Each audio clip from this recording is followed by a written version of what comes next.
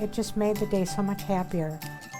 Digital Sherpa is a volunteer who goes around to different patients' rooms and introduces them to the new technology that they might not be familiar with. So if they need help with logging onto the internet or have problems with their patient portal, then we introduce them to that and help them log in.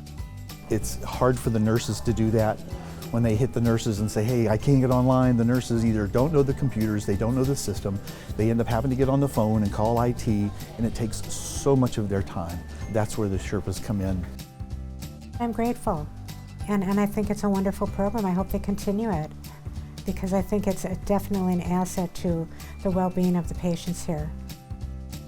We not only help with technology, but we also stay a little after if they want us to, and we ask them how they're doing, and it's really nice just hearing their stories or letting them just decompress and just talk. So we just provide them companionship, and sometimes that's all they need.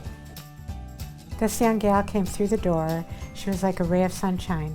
She really was. She just brightened up the day, brought me like coloring books, and kind of went with my personality, which was amazing that she was so perceptive.